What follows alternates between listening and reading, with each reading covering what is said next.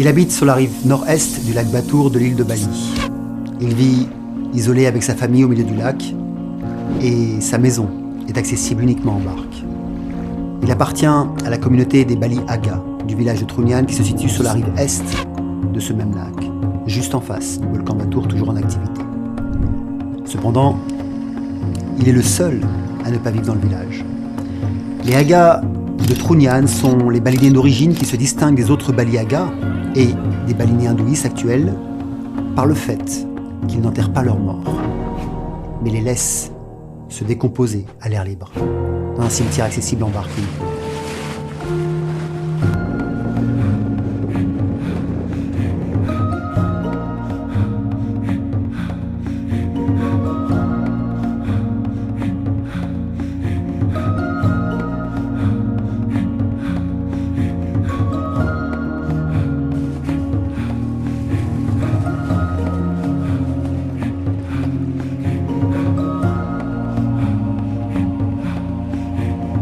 Pourquoi agissent-ils ainsi avec leurs morts?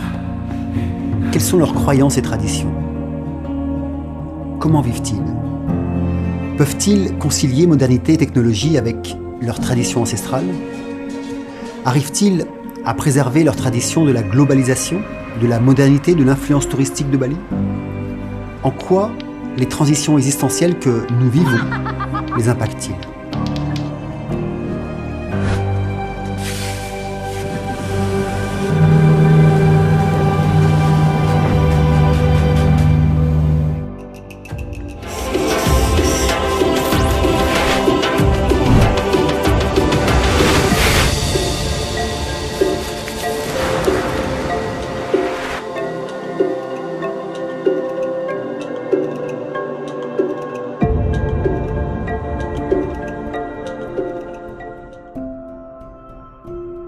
Trunyan est un des villages de Bali Aga qui, culturellement, est isolé des autres villages de Bali Aga. Il est situé sur la rive est du lac Batour, juste au pied du mont Abang, en face du volcan Batour. Il existe un autre village Aga à Tanggalan, dans la région de Karangasem de Bali. Mais étrangement, leur culture est totalement différente. Et les deux se revendiquent comme les Balinés d'origine. Les Bali Aga pratiquent d'anciens rituels antérieurs à l'arrivée de l'hindouisme ou du bouddhisme sur Bali. Et le village de Trunyan est réputé pour ses traditions uniques, principalement avec ses morts, qui les démarquent de la majorité des Bali Aga. Mais pourquoi ce peuple est-il différent des autres? Que s'est-il passé dans la lignée des Aga pour que leurs traditions soient différentes et que leur village soit isolé? Je m'appelle Iketut Norata. Je réside dans le village de Trunyan, qui se trouve dans le district de Kintamani, dans la région de Bangli. Je suis un résident comme les autres, et le porte-parole du village de Trunyan et de tous ses habitants. Sur l'île de Bali, nous sommes tous hindouistes, mais à Trunyan, notre tradition est différente. Elle est considérée comme la plus ancienne de Bali et remonte aux origines mêmes de Bali. Deux castes existent encore au sein des Bali Aga de Trunyan, la secte de Banjar Gero et celle du Banjar Jaba. Alors qu'en Occident, le terme de secte a une connotation très négative, due à une médiatisation excessive et manipulatrice, ici, à Bali, les sectes définissent plus un rang dans la hiérarchie qu'autre chose. Une légende dit que les jeunes doivent voyager dans les basses terres de Bali pour vivre comme des mendiants, que ce n'est qu'après ce périple qu'ils peuvent alors revenir dans leur village et faire partie de la communauté. Mais il s'avère que d'autres régions pauvres de Bali se servent de la renommée de Trunyan, se faisant passer pour eux à des fins économiques. Est-ce que cela est vrai? Nous savons que beaucoup de personnes de Trunyan partent vivre dans d'autres villages. Mais selon nous, ils ne deviennent pas mendiants. Ils s'y rendent pour travailler. Par le passé, dans le village de Trunyan, si nous avions des biens, nous les échangions. Ce que nous possédions, on nous l'achetait sous forme d'échange. Et peut-être que c'est pour cela que l'on pense que les habitants de Trunyan mendient. Pour nous rendre au village de Trunyan et rencontrer Paketut, nous avons dû faire appel à Ibu Gyan, qui vit au bord du lac Batour depuis 26 ans. Ibu Gyan est une amie de notre caméraman Tito. et elle vit à 20 minutes du village de Trunyan. Mais étrangement, elle m'a avoué qu'il y avait de drôles d'histoires ou légendes qui se racontaient sur les habitants de Trunyan et qu'elle n'était jamais allée au village depuis toutes ces années où elle vit ici, car elle avait peur de prendre le bateau. Apparemment, à cause des légendes autour du cimetière. Je ne suis pas originaire de Trunyan. Je viens du village de Kedisan. Mais de mon point de vue, le peuple de Trunyan est vraiment fidèle à ses coutumes et ses traditions. Ils respectent tous les conseils de leurs ancêtres.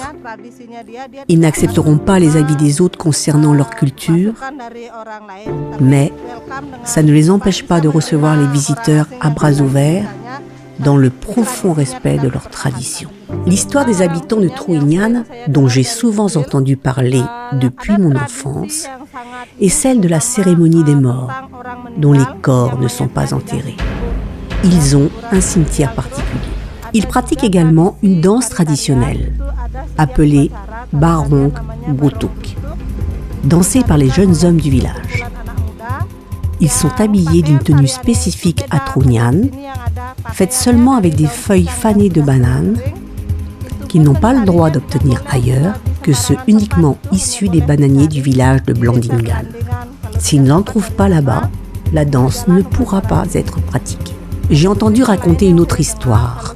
Quand nous nous rendons à ce cimetière, il faut s'y rendre avec respect, un profond respect, et surtout écarter toute pensée négative, car même si ce n'est qu'un cimetière, il est considéré sacré par les villageois. Une fois, un visiteur dénué de tout respect et rempli de pensées négatives y a volé un objet.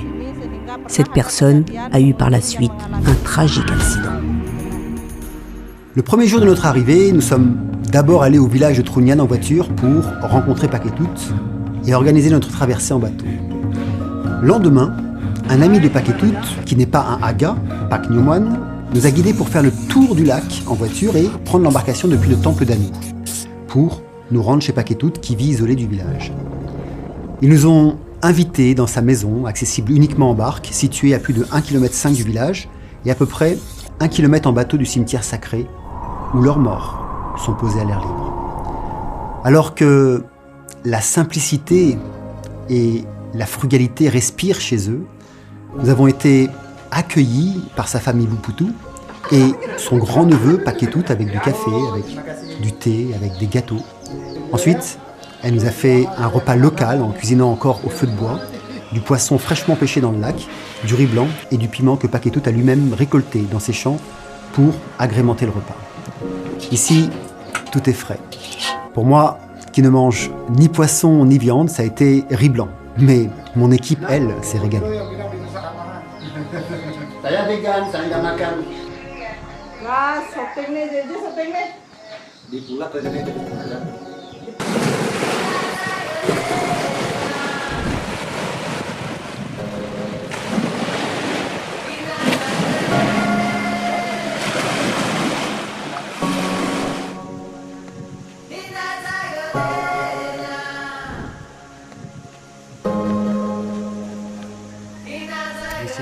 Il y a 11 familles,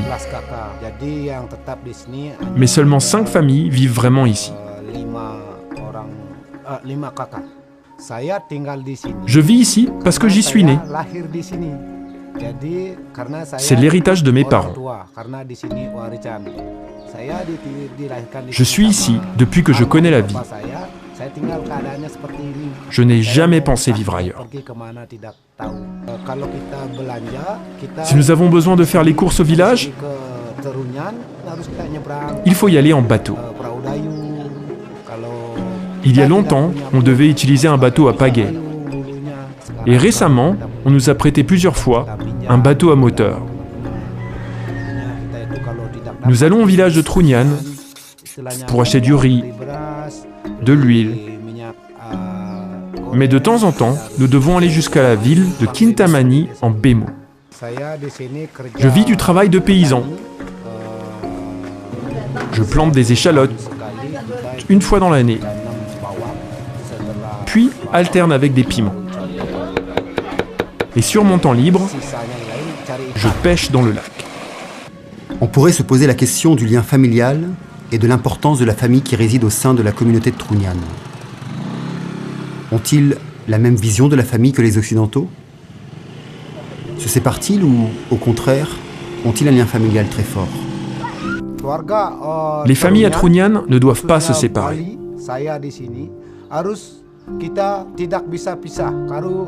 Elles doivent plutôt s'attacher. Bien qu'on soit déjà parti se marier ailleurs, nous devons toujours retourner chez nos parents. Sauf si nous sommes écartés du village, parce que nous décidons de ne plus rester hindouistes de Trunyan. Nous n'en faisons alors plus partie.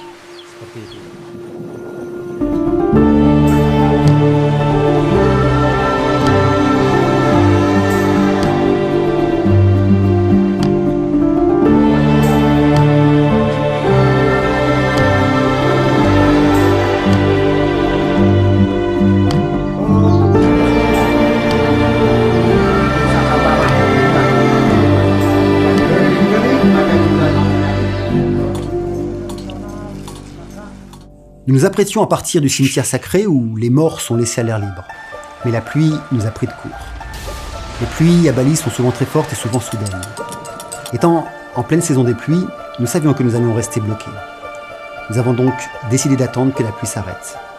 Cette attente a duré jusqu'à la tombée de la nuit. Nous sommes donc revenus le lendemain. Le lendemain, nous étions prêts pour nous rendre au cimetière puis à la maison de Paketut. Nous sommes d'abord rendus au village de Songan, qui compte près de 8000 habitants et qui abrite 2 temples importants. Un dans le prolongement du village et l'autre au bord du lac. Nous devions être bénis des dieux car ce matin, il y avait une cérémonie balinaise juste au bord du lac.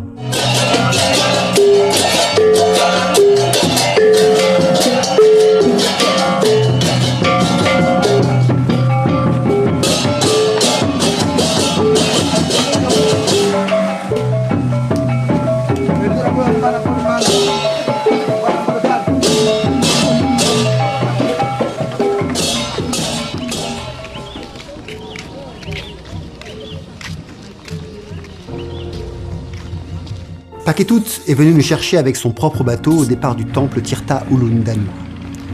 Juste derrière le temple, aux abords du lac, a été érigée la plus grande statue de toute l'Indonésie, celle de la déesse Dewi Danu. Elle fait 15 mètres de haut. Ce sont les villageois de Songan, aidés de leur petit bateau et de 14 sculpteurs, qui ont permis sa réalisation. La légende dit que le parfum diffusé par Tarumenian, l'arbre à encens, a invité une déesse à descendre du ciel pour vivre dans la région. L'arbre Tarumenian a donné le nom au village de Terunian. Le roi Surya était furieux qu'une déesse soit descendue sur terre et l'a donc cherchée. La déesse était irritée d'être constamment surveillée par le dieu Surya. Elle s'est alors retournée et l'a provoqué en montrant ses organes génitaux. Puis, la déesse est tombée enceinte de l'enfant dieu Surya et a ensuite donné naissance à des jumeaux de sexe différents. Le premier transgenre et le deuxième de sexe féminin. Beaucoup plus tard, la déesse est retournée au ciel alors que ses 2 enfants étaient déjà vieux.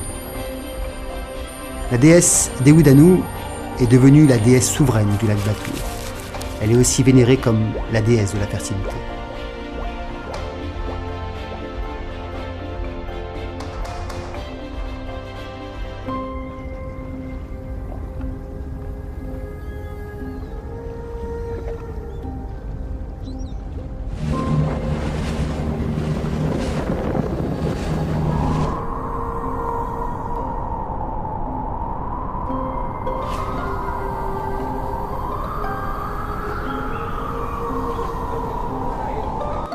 Selon la tradition du village de Trunyan, et à ma connaissance, si quelqu'un meurt dans une collision ou se suicide, il est enterré. Si quelqu'un meurt d'une mort naturelle, il n'est pas enterré et est simplement déposé sur le sol, comme s'il dormait. C'est la tradition du peuple de Trunyan. Une légende dit que les morts sont laissés à l'air libre à regarder les étoiles pour permettre à leur âme de partir plus vite. N'étant pas apeurés ou attristés de se voir brûler ou enterrés, leurs âmes peuvent ainsi se libérer plus facilement. Mais ce qui m'intrigue dans ce cimetière, c'est le nombre de places très réduit disponibles pour accueillir les morts, et qu'il n'y ait aucune odeur de mort ou de décomposition. Et pourtant, nous sommes restés 2 jours entiers. Les récits disent que c'est grâce à l'arbre sacré qui daterait du XIe siècle qu'il ne peut pas se reproduire car il ne produit pas de fruits, et que même s'il en produisait, ces derniers tomberaient et se briseraient. Ici, le nombre de défunts que l'on peut déposer est limité à 11. S'il y a déjà 11 corps et que quelqu'un d'autre décède d'une mort naturelle, le corps de l'un des 11 défunts, qui repose ici depuis assez longtemps, sera déplacé là-bas et on mettra à sa place le corps du nouveau défunt. Il est dit que s'il y a 11 corps, l'odeur est neutre. L'odeur de l'arbre elle-même disparaîtrait, ainsi que celle des cadavres, car les odeurs seront absorbées. Les cadavres ne dégagent pas d'odeur, car selon les récits du village de Trunyan,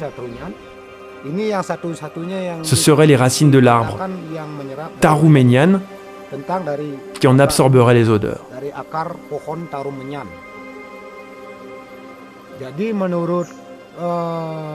Selon le peuple de Trunyan, ce village s'appellerait autrefois Tarumenyan.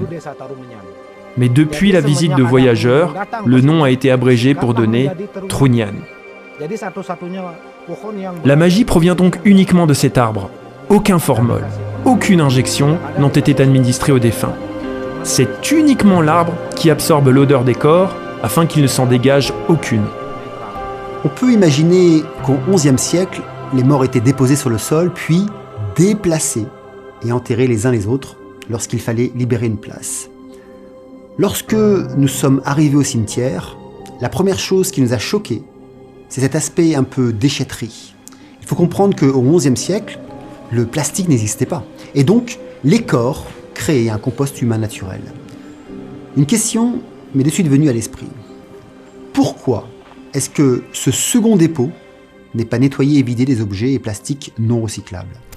Pour les villageois de Trunyan et pour moi, en ce qui concerne ce lieu, je suis désolé de le dire, mais je n'ose pas y pénétrer pour le nettoyer. Les villageois de Trunyan n'ont absolument pas la force de nettoyer cet endroit. Cela requiert des personnes avisées pour le nettoyer, tout comme pour y déposer les corps.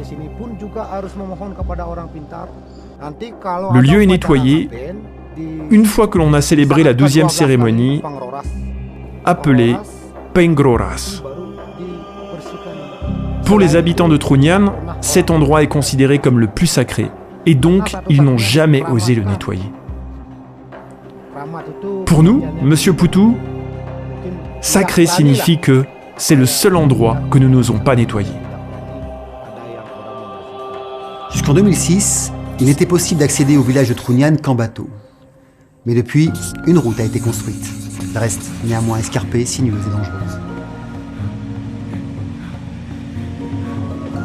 Dans ce village, il y a le magnifique temple Panchering Jagat, un des temples les plus anciens de Bali, qui d'après certaines instructions gravées dessus, daterait au moins du Xe siècle après Jésus-Christ. Le temple abrite une statue mégalithique de 4 mètres de haut représentant le dieu Bali Yaga, Batara Datonta. Cependant, cette statue n'est visible que lors des cérémonies importantes. Le reste du temps, elle sommeille dans le grand stupa. Aujourd'hui encore, 2 cimetières sur 3, ainsi que la maison de Paketut, nécessitent une barque pour être visitée et restent inaccessibles par la route.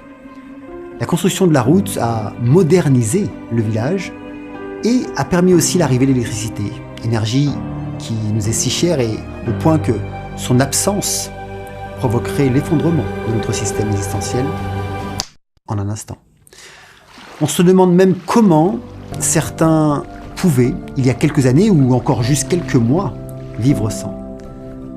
17 personnes et 1 semaine ont été nécessaires pour que Paketut puisse avoir de l'électricité, il y a seulement 3 ans et demi.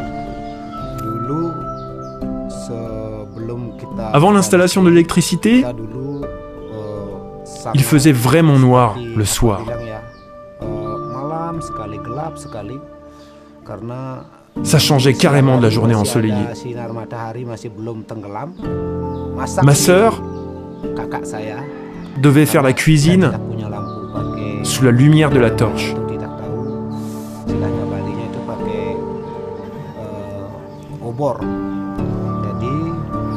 Et merci Dieu, nous avons maintenant de l'électricité. C'est formidable! On peut cuisiner le soir sans problème. On a la télévision. C'est vraiment formidable.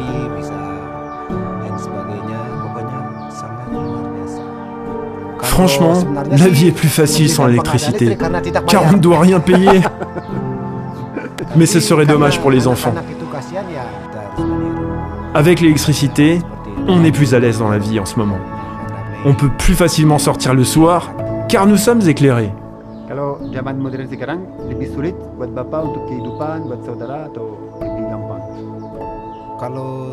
Pour nous, la vie reste toujours difficile en ce moment, car il faut qu'on aille au village de Songan en bateau pour faire les courses. De Songan, nous prenons un bémo pour aller au marché de Kintamani. Il n'y a pas de warung ici.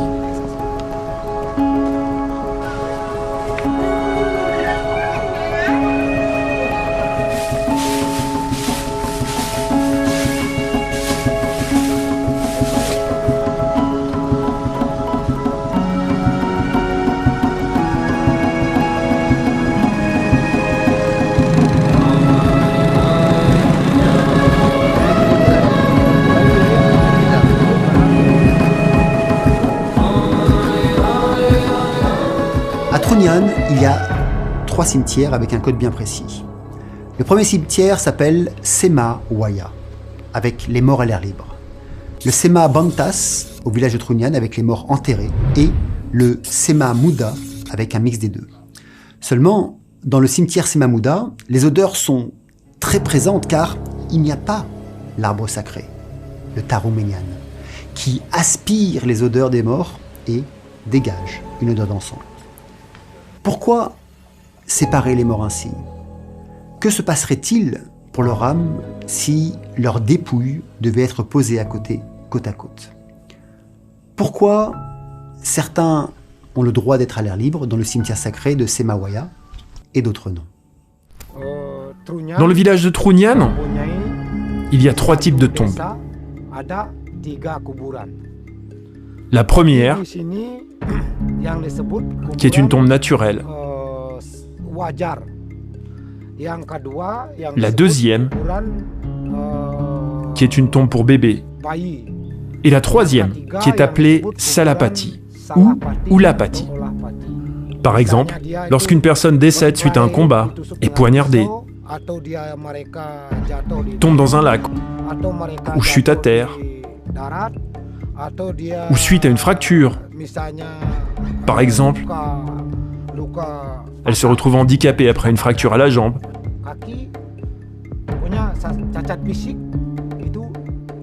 Elle est enterrée aux confins du village de Trunyan. Cette mort s'appelle Ulapati. Lorsque ce sont des jeunes ou des bébés qui décèdent, ils sont déposés dans des grottes et recouverts de pierres. Si une personne célibataire décède et qu'elle a déjà effectué le rituel du limage de dents, nommé Meketus, alors des offrandes et du bambou sont également déposés dans ces grottes.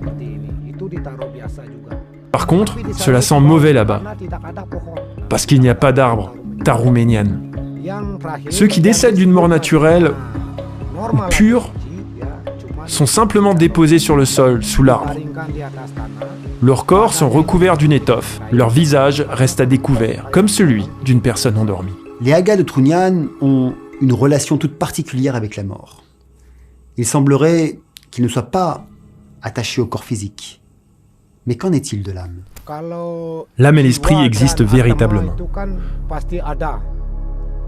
Nous pouvons sentir la présence des membres de notre famille décédés qui sont reliés à l'univers lorsque nous rêvons le jour ou la nuit.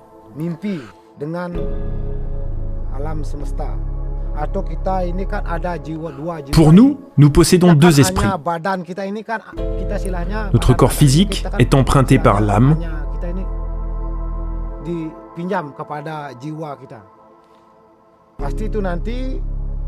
Cette âme communiquera certainement avec nous dans nos rêves futurs. Notre corps physique est emprunté à Ida Sang Yang Widi et demeure après notre mort. Seul notre souffle s'évapore. Lors d'un décès, il y a 3 cérémonies. Le premier jour, le 3e jour, puis le 12e. Ensuite, la famille ne vient plus au cimetière, mais communique avec les âmes à l'aide d'offrandes qui doivent être confectionnées selon les règles de Trunyan. Je n'ai pu m'empêcher de lui demander ce que représentait la mort pour eux. La mort est prédestinée, selon la décision de Sang Yang Widi, selon la décision de Dieu.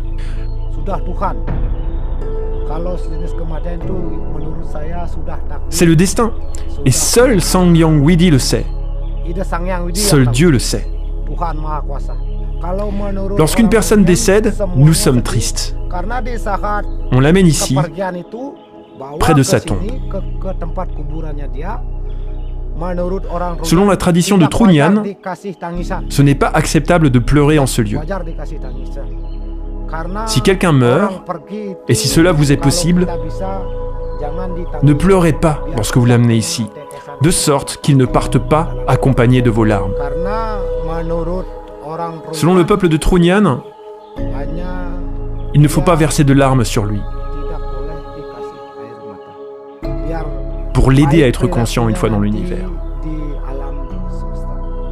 Lors d'une cérémonie pour déposer un défunt, il n'y a pas de femme. Il s'avérerait que ce ne soit pas une question de sexe, mais plus une question de force mentale et spirituelle pour permettre à l'âme du défunt de se libérer. Les femmes n'y sont pas autorisées, parce que les hommes sont plus à même de retenir leurs larmes que les femmes, d'un point de vue émotionnel. Par le passé, nos précurseurs et nos ancêtres disaient que si des femmes se rendaient en ce lieu, leurs pleurs étaient insoutenables. Elles criaient, hurlaient et ne voulaient pas rentrer chez elles afin de ne pas lâcher l'âme du défunt. L'âme voyait encore les femmes sur un plan physique, comme lorsqu'elles pouvaient encore parler et manger ensemble. Le cimetière Semawaya est de loin le cimetière le plus mystérieux de Bali et le plus sacré pour les Baliagas de Trunyan. Aujourd'hui, les habitants de Trunyan vivent encore selon les traditions anciennes. Mais avec la construction de la route en 2006, l'activité grandissante touristique de Bali et le désir gouvernemental de faire découvrir Trunyan, des nouvelles infrastructures touristiques sont en train de voir le jour. Une organisation locale s'est créée autour de Trunyan pour amener des touristes sur les différents sites. Nous avons aussi pu voir qu'en dehors du village, il y a même une sorte de mafia qui s'est créée pour vendre à des tarifs exorbitants le transport pour le cimetière, arnaquant des touristes naïfs et souvent perdus, en prenant une commission énorme sur les embarcations des habitants de Trunyan. Bien que Trunyan ne soit pas un site où tout le monde veuille aller, car la relation à la mort est souvent difficile, voire fait peur pour encore une très grande majorité de personnes dans le monde. Si des groupes touristiques importants comme des bus de Chinois en vacances par exemple débarquent ici, que va-t-il rester de leur tradition? Arriveront-ils à se préserver de toute influence extérieure? L'arrivée des touristes, c'est très bien. Cela nous permet d'améliorer notre niveau de vie. Les enfants peuvent aller à l'école. Bref, le tourisme nous fait du bien. Mais la tradition reste toujours conservée. impossible de la changer, parce que c'est le patrimoine de nos ancêtres. Donc les hindous restent toujours hindous. La cérémonie des morts, à la manière du village, reste identique. Tout ce qui était pratiqué par nos parents ou nos ancêtres, on continue à le pratiquer sans modification, parce qu'on ne sait jamais la conséquence. Ce qui pourrait nous arriver si nous osions changer notre tradition de Bali Aga.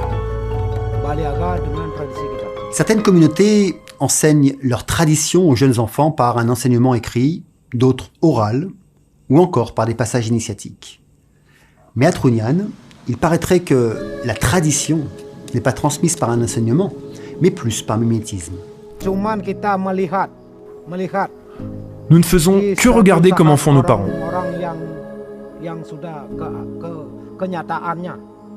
Même le nombre de bambous qu'on utilise doit correspondre à un calcul suivant la position du défunt dans le système hiérarchique. Si nous nous trompons, nous devons le refaire.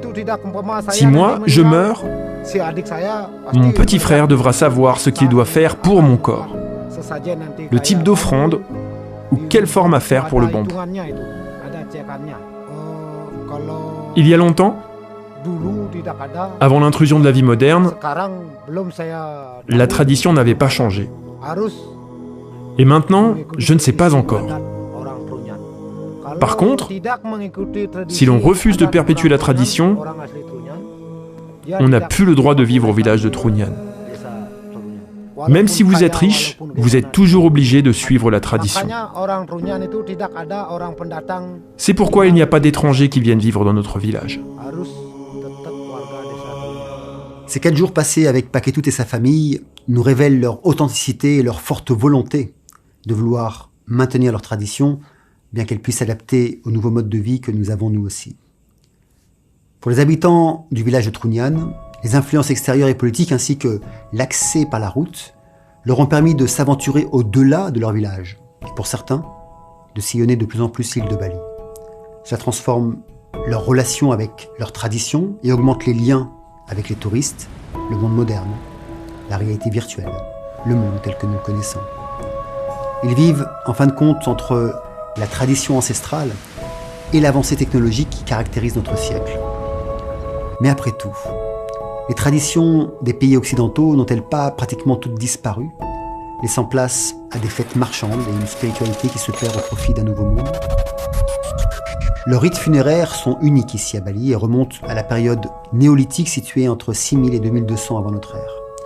Ils proviennent principalement d'une des 6 sectes les plus importantes de la période pré-hindoue à Bali, les Bayous, qui étaient des adorateurs des étoiles et du vent.